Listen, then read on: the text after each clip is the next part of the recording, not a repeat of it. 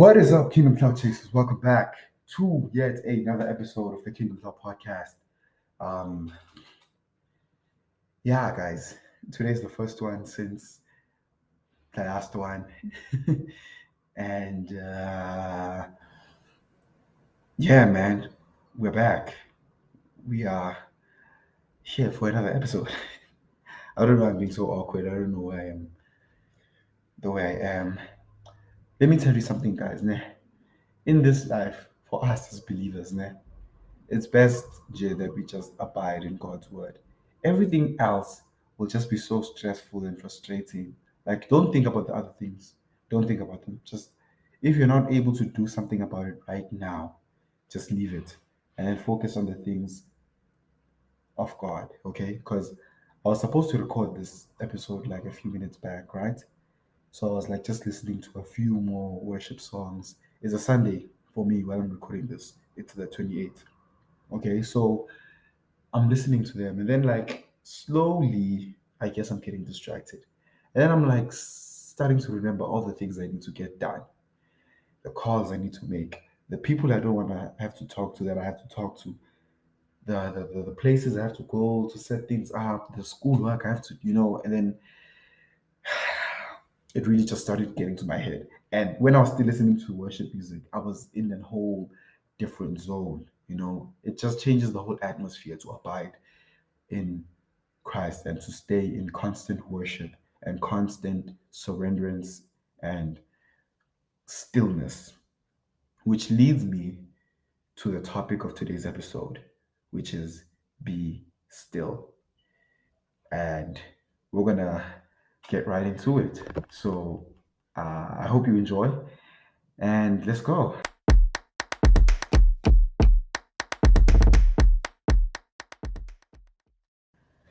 So, first of all, before we can get still, let's talk about the ripples in the water. Let's talk about the waves. Last week's episode, the heavy one, the one where I uploaded it and then like 10 minutes after, not even 10, 5 minutes after, maybe even 5 seconds after, I was like, nope, I should delete this. Nah, this was a bad idea. And then every single person who'd call me, then I'd be like, man, I should not have uploaded it. I should not have uploaded it. But by the end of each call, by the end of each conversation about it, everyone made me realize just how it needed to be done. That episode needed to be made and it needed to be released.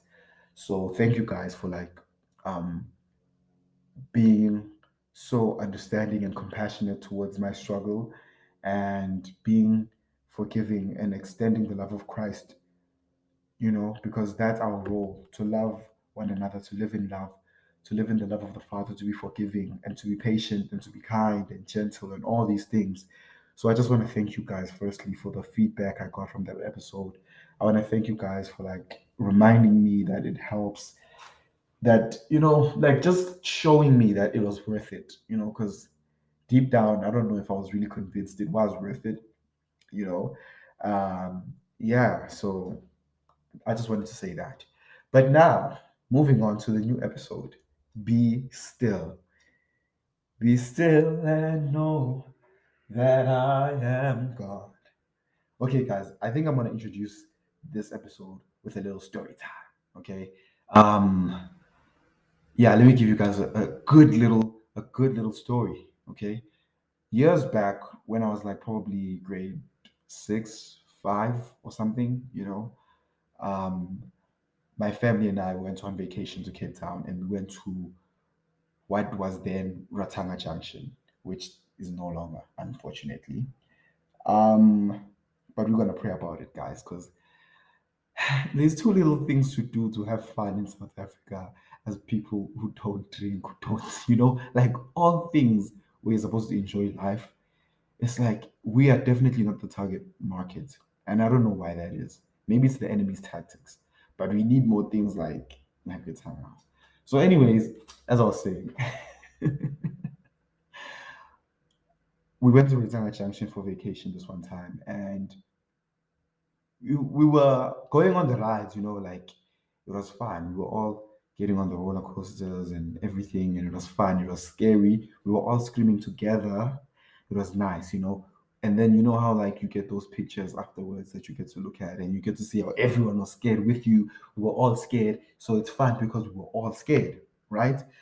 But then we went on this ride that I'm still a bit scared of till this day, and it's still like holds one of the biggest lessons in my mind about rides and theme parks and stuff. But it's the boat ride, the boat, the one that swings like it's this massive swing basically, you know, and then a bunch of y'all get on it, and then it just rocks back and forth, and then it goes higher and higher and higher and higher, and then it slows back down, and then it's over. Yeah. So we see this ride, and at the time it was my first time getting on this ride. That day I think was my first time getting on a no, it wasn't. Okay, no. But it was the first time getting on a roller coaster that big or that yeah, scary. Yeah. But it was my first time getting on the boat ride, the swinging boat. Okay. So we get on the oh, before we get on, we're standing in the line, right? And we're looking at the people who are on the ride. So they're doing this thing when the boat swings to the one side, the people on that side in whom's direction it's swinging towards, lift up their hands, and then they like scream, they cheer, you know, and then it goes the other way, the other side does the same thing, and they're kind of like competing against each other to like out scream each other and to like, you know. So it looks fun. It looks, you know, it looks like an adventure or something, you know. And I'm getting excited. So we're waiting in the line. The line we finally get to the front. We get in. We get on the ride. So now, uh, I'm sitting. I'm sitting. I'm a little kid sitting between my dad, who's way bigger than me at the time, and this other guy on my other side, who's also bigger than me. You know. So I'm like the small person in the middle of two bigger people. Okay. And the ride starts. Okay. So we're also doing, all of us on the ride now are doing the same thing that the people who are on before us are doing. And mind you, the same way I was in that line watching other people on the ride scream and do the thing. And I was like, yeah, I'm going to do that. I'm going to do that. There are people also watching us now. Okay. Cool. So the ride starts.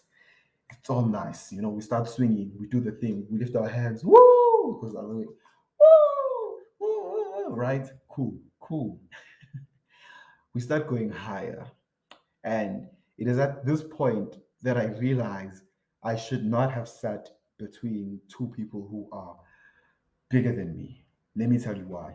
Because the way this ride is set up is like, I think about four people sit in one row, and we all have one belt thingy or rail that like pushes us down or holds us down into the chair. But the problem is because the people on both sides, both my left and right, are bigger than me, the rail presses down on them before it can even reach me. So the rail isn't touching me. I'm here on my own. I'm floating in this chair, and there's no rail that reaches me. And now, I think that's the day I became scared of heights. I think I'm convinced that's the day. But yeah, so now when we go higher and higher, my body, like I start realizing that I'm moving a lot more than everyone else. So when it goes up on our side, my body like launches kind of forward as if I'm about to fall out of the chair. And the higher we go, the more and more this thing gets more traumatic. Like I'm falling forward more faster, and like yeah, it's more scarier, you know? So the higher we're going, the worse it's getting. And at some point I just realized, man, I'm probably gonna fall out of this chair and I'm gonna fall down there to my death, you know? And if I don't die when I fall down there, the ride is gonna come back and run me over. It's like this is hard to imagine, guys. I don't know if you know the ride I'm talking about, but if you know the ride I'm talking about, I think I make perfect sense. So then then I close my eyes, I grip the rail as far as it is from me. It's like the rail for me I don't know. I wish I should have did a video recording for this episode, but that's gonna be a while before I do any of those again, guys, because I don't have space on my phone and what. You know, you guys should just buy me a camera at this point. But anyways, I grip the rail, ne, and I push myself. I push off of the rail back into the chair so that I don't like swing back and forth. And then I close my eyes and then I scream. I don't find scream like everyone else is screaming, who are lifting their hands and doing the woo woo thing. I'm not doing that anymore. I'm screaming, ah! And then I'm saying, please stop the ride, please stop the ride. But I'm yelling so everyone hears me. Cool. I finally open my eyes when this thing starts slowing back down. Okay. And I'm not sure what happened, guys. The last thing I remember is closing my eyes and then screaming. I'm not sure if they slowed it down or stopped the ride for me, I don't know. Or if Vele, that's how long the ride takes, I don't know if I'm the problem. Am I the drama? I'm not sure. Okay. That I cannot confirm because I don't remember. Or not that I don't remember, I didn't see. Okay. So when I open my eyes and this thing is like now swinging low and it's like slowing down, right? It hasn't fully stopped. I'm still stuck in this chair. Okay. I can't like just get up and leave now. Okay. I open my eyes. I look around me. I'm stuck face to face with a bunch of people looking at me like, what is this kid doing? This kid is a chicken. This kid is like, I see it in their faces, the disappointment like I've never seen before, like I don't even know these people, but I felt the burden of their disapproval on me. Like it burned. Like I was so uncomfortable in that chair. I just wanted to stand up and leave. And that ride was suddenly so slow to stop. It was taking forever. We're just swinging. I'm looking at the line. People are looking at me there. I'm looking at the people on the opposite end of the ride. They're looking at me. I'm looking at the person controlling the ride. He's nodding his head in disapproval. Wait, is it nodding? He's shaking his head in disapproval of what I just did. So that's why I'm saying I'm not sure if they stopped the ride for me or not, because when I looked at him, it looked like he stopped it for me, but it felt like I went on as long as everyone else. I don't want to lie, and he's not going to take that from me. I suffered like everyone else, okay? I stuck it out. So let me give you the point of my story. The point is, this ride, the thing that scared me so much is that I didn't trust and I didn't feel safe in the position I was in the seat I was in. And I didn't feel safe. I felt like I wasn't being held and there wasn't like like I'm not a priority. Like I'm not, no one sees that I'm about to die. That's what I felt like. And that's what scared me. I went on way scarier rides before this, guys. I'm telling you. All the rides I went on before this. I went on the Cobra. I went on Diamond something. It was, yeah. And we went on all these other rides and I wasn't this terrified. But I went there and then I saw that this belt was not holding me properly and I lost it. Okay. I was so terrified. I think I was got out to crying. I was about to cry. But maybe I cried. But we're not going there. The point is, what scared me is not the unsafeness of the ride, but it was feeling like I'm particularly not safe and I'm particularly not seen and I'm particularly my safety is not a particular priority. That's what made it so bad. So now, just to back up my story, let me show you that I'm not so bad. Let me show you that I'm not the only one. Maybe you guys feel like I'm just delusional and I'm the only one who feels this, who would feel this way in such a situation. But let me show you how these 12 dudes were also on a boat. And and and not only were they also on a boat, but it's about who they were on a boat with. Mine is better because I was supposed to put my trust in people. Okay, nah. So mine is reasonable because people do mess up all the time. But let me tell you, you're gonna hear who these people were on a boat with, and they were scared. They don't have a right. Me, I have a right to be scared because The people I was supposed to put my trust in were normal people like me. What makes them more, you know? Yeah, but let me tell you, this story happens in this amazing book called the Bible, and the people I'm talking about is Jesus and his disciples. Let me tell you how they also went through what I went through. The disciples went through what I went through. Okay. But they had someone better to trust in than I did. So let me set up the scene. It happens in Mark 4, verse 35 to 41. Verse 35, the day when evening came, he said to his disciples, let us go over the other side. Leaving the crowd behind, they took him along, just as he was in the boat. There were also other boats with him. Excuse me. A furious squall came up, and the waves broke over the boat, so that it was nearly swamped. Jesus was in the stern, sleeping on a cushion. The disciples woke him and said to him, teacher, don't you care if we drown? You see, that's the first point. Their fear was the same as mine. They are not the person who is holding this whole thing together, who is in control of this whole thing together. They are doubting him. We're not doubting the boat. We're gonna question the person who is in control of it all. They ask their teacher, do you not care if we drown? Me, my question was also, does the person controlling this ride not care if I fall out of the seas and die? You know, because he's the person in control. I am questioning him. I'm not questioning the ride. I'm not questioning, my concern is with the person controlling the ride. So then it says, he got up and rebuked the wind and said to the waves, quiet, be still. Then the wind died down and it was completely calm. And this is the embarrassing moment, even me. When the ride started going slow and we were waiting for it to stop so we can get off and they could like take up this belt, that was the calm. That was the calm after the storm. And this is where the embarrassment hits. Listen to what Jesus says. He said to his disciples, why are you so afraid? Do you still have no faith? 41. They were terrified and asked each other, who is this? Even the wind and the waves obey him. So that's the story of how me and the disciples went through a similar story, but with different people in control of our story.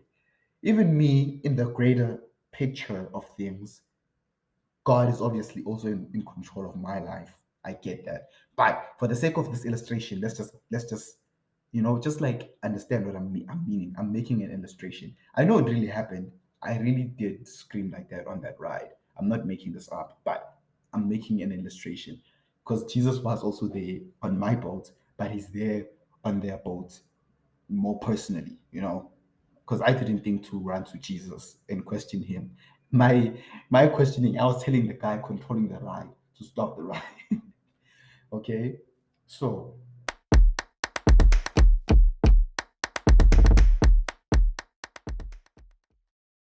now what is my point with this whole story?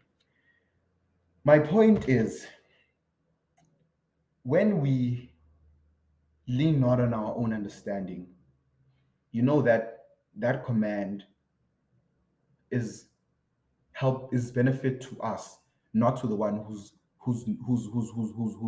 promises we're leaning on. When God says to us, lean on my promises and my commands, it is not for his benefit, but for ours. Let me tell you why. When we lean in faith and trusting that Jesus will do all that he said to do, when we trust that he will not let our foot be moved to slip off the rock, he will not even let,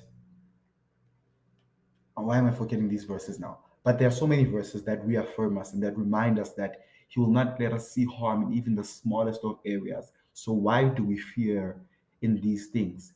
If he has walked, if he has split seas for us, if he has um, healed diseases, if he has, redeemed lives from the pits, if he has opened blind eyes, if he has healed the crippled, if he has taken away leprosy, why then do we doubt that he can even protect us in this storm? And instead of worrying, if we know that we can trust in his promises, we are able to do what the rest of the people on the right did and lift our hands and have fun through it.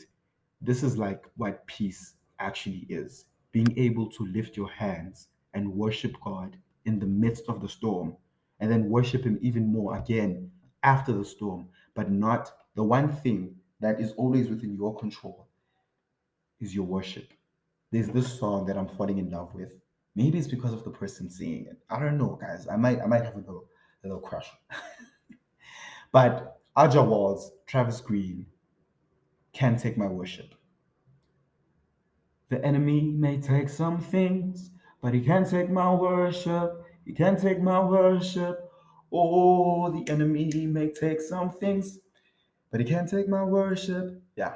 So, what I'm telling you guys is that the enemy may take some things, but he can't take our worship.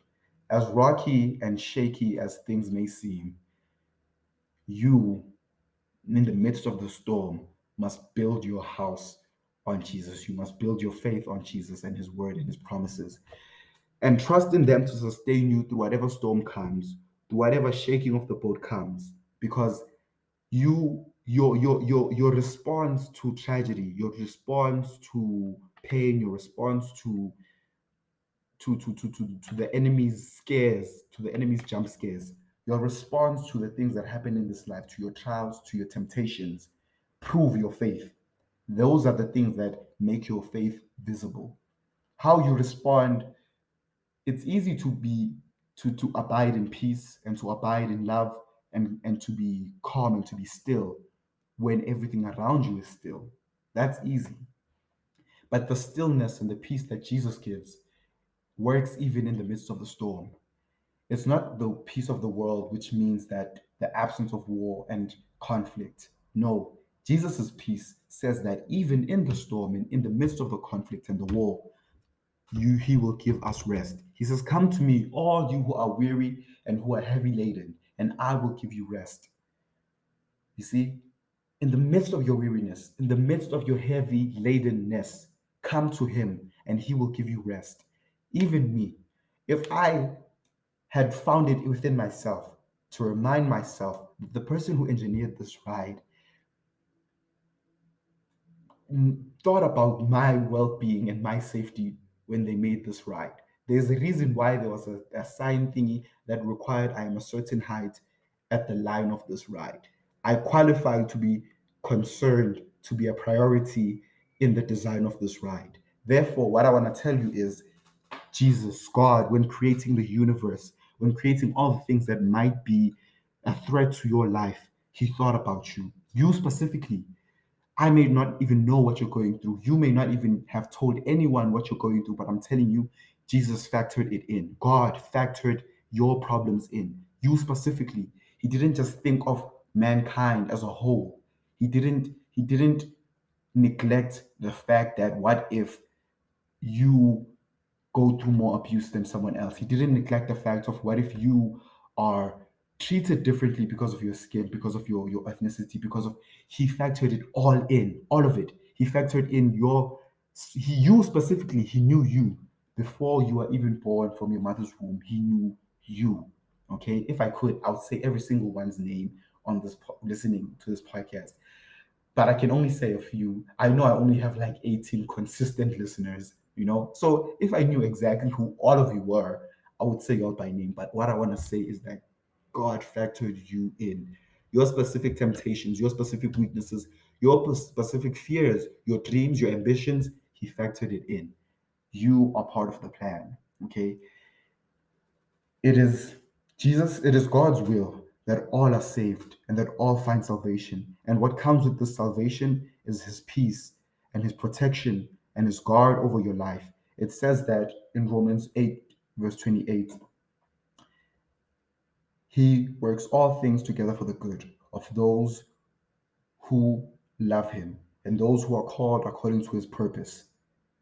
So I want to remind you that when you live in love, when you live in the love of Christ and the love of God, you are put into the part, you are part of this plan. You are called to this plan. You are being conformed to the image of the Son. You are factored in. He thought about you. Okay? So don't freak out and mess up and live in fear your whole life when you are free. Don't pick up the chains. Don't pick up the shackles that were broken and hold them in your hand and then you hold yourself back. Because all chains in life, all the chains of the enemy, all the fear tactics of the enemy, all his scares and his weapons are broken. They are useless. They may be formed, but they will not prosper against us. They may be built, but they will not work when they come to face us. That's the thing. So now lean on these promises with all your might. Don't lose your worship. Whatever you go through, lift your hands and be still. Trust in the one who puts you within the storm because he is faithful to see you through. Okay. And I have one little example of something that I have come to learn recently. Okay. And that is to not be ambitious. What? Don't be ambitious. You just told us to lean on the promises of God, which say that we are lenders and not borrowers. Let me explain. Growing up, I was a very confused kid about what I want to be in this world. Okay. And I only made a decision in like grade 11, 12, somewhere there, that I wanted to be an architect. Okay. And when I made this decision, I invested in this decision. I put a lot of effort into trying to become an architect somewhere in the future. And unfortunately, though, because I had built so much of my plans and my future and my thoughts about how life would turn out around this idea of becoming this thing, it didn't work out. And when it didn't work out, I kind of developed sort of a grudge with God and I was upset with him. And I was like, God, how could you, why would you ruin this? Why would you not let this work out for me? Why, where are you? Like, I had these questions. And he began to reveal to me that the plans that he has for me are better than any plans I could have for myself. And for the fact that I was reacting the way I was reacting and I was upset with him the way I was upset with him, revealed just how little faith I had in what he planned to do. You know, all things, all things work together for your good. So whether or not you didn't get that job, it is for your good. If you love God and you are called according to his purpose, you not getting that job is for your good. You not getting into that career is for your good. You not getting that child is for your good. You not getting that relationship is for your good. You not getting that car. You not eating that meal. You whatever happened, as bad as you may say it is, the one person who gets to define all of things and he says whether it is good or not. Genesis 1. He declares what is good. He defines what is good. He is the definition of what is good. So if he says it is good, if he says he's working all things together for your good, whatever happens in your life cannot change that. Even if things that you say are bad are happening in your life, it doesn't change the fact of what he said, that all things work together for your good. So don't put a label on what God has already labeled. Okay, because your label is like a unpermanent marker. We will wipe it off next week. Next week, you will change your mind and you will come back and tell me you were wrong. He's right. When he says it is working together for my good, he was right. So, my thing is don't be ambitious to the point where you live your life for yourself. There is no virtue in living for one's own selfish ambition. And that is the very purpose of the flesh, the pride of life, and the pride that is the pride of life, I believe. To be ambitious for one's own gain, to be ambitious to serve oneself, to be ambitious to fulfill one's own desires and to make one's own life perfect. Because one day you will come to a point where you realize that all these things you might reach them, you might have them, but then what? And when you don't reach them, then what? It will all lead back to Christ. Him, in Him, we move and have our being. Okay, so let me read my notes because I just did this whole episode without reading the notes that I prepared. And when I don't make notes, you guys can tell that I'm not prepared. But this episode had so much order. It's as if I was reading the notes I prepared. I think there is just some kind of preparation for me just writing the notes, even if I don't read them. But like for the fact that they are there, they make what I say have some sort of order. So um there's no nobility to be found in living for one's own gain. Our two commandments in the new covenant are to love the Lord our God with all our mind, heart, and soul. And then the second is like it, to love your neighbor as you love yourself. And I just want to read these two verses, which will give us more perspective on the whole thing about not living for one's own ambition and gain. Okay. So the first verse is Proverbs 16, verse 18 to 19, which goes as follows. Pride goes before destruction, a hefty spirit before a fall. Better to be lowly in spirit along with the oppressed than to share plunder with the proud. So the problem is not that you have dreams. It's not that you want good things out of life. No, the Bible says He's willing to do more exceedingly above all you can ask or imagine. And that's good. But as long as it's not from a place of pride, when it's not from a place of I will make it happen, I will get that car because I will study smart, I will, whatever you make your ambition, when you make your life about you, that's the problem. That pride, that's the place, that's the hefty spirit that comes before a fall. The second verse I want to read is Galatians 5. Galatians 5, verse 16 to, I don't know what I wrote here. Why is my handwriting looking like my mom's? Guys, if anyone knows my mom, you'd know how her handwriting is. It's very interesting, But let me read the verse. Galatians 5, verse 16 to 25 or 27, I can't tell. Um, so I say, walk by the Spirit, and you will not gratify the desires of the flesh. The desires of the flesh, ambition. What do you want? That's ambition itself, especially that's worldly ambition. For the flesh desires what is contrary to the spirit, and the spirit what is contrary to the flesh.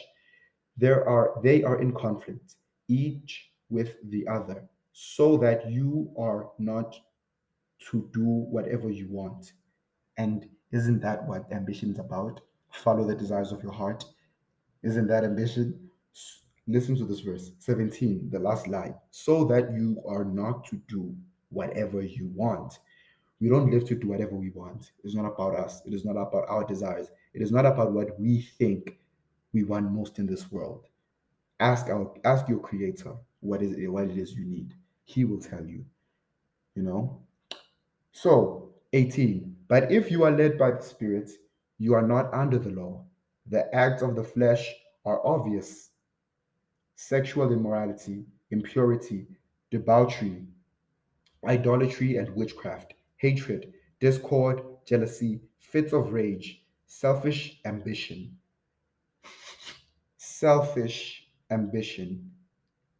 desensation, factions and envy, drunkenness, orgies, and the like. I warn you, as I did before, that those who live like this will not inherit the kingdom of heaven. But the fruits of the Spirit are love, joy, peace, forbearance, kindness, goodness, faithfulness, gentleness, and self-control. Against such things there is no law. Those who belong to Christ Jesus have crucified their flesh. 24. Those who belong to Christ Jesus have crucified their flesh with its passions and desires. Since we live by the Spirit, let us keep in step with the Spirit. Let us not become conceited, provoked, and envying each other. And that's 26. I don't know where I was actually supposed to stop, but that's 26. So, guys, this is like making it even more. My problem with the whole architecture thing, I was believing that that's the only way my life would have purpose. That's the only way my life would have meaning. But who defines meaning? Who defines purpose for your life? That's where the conflict comes in. God can say your life will be meaningful if you do the most simplest thing you can think of. God can call you to be a janitor, and you will be more effective as a janitor than you will be as a preacher. If it's what He called you to, you will be more effective in what He called you to than what you want to call yourself to. Look what David does. David kills Goliath, not as a soldier, but as a shepherd. You see, where He puts you, there is where purpose is. There is where your desires and your own passions become insignificant. And there is where you see the true meaning and purpose of your life. With that, I will close. And with that, I will say, don't be ambitious. Live not for yourselves, but lay down your lives as a holy and acceptable sacrifice, holy and acceptable unto King Jesus. And don't lose your worship. Be still and know that He is in control. Be still and know that your steps are ordered. Be still and know that you may make plans, but at the end of the day, only the plans of God prevail. Be still and know that He is God. Amen. Not me not stopping at the right time. Okay, let's say it again. Be still and know that He is God. Peace out.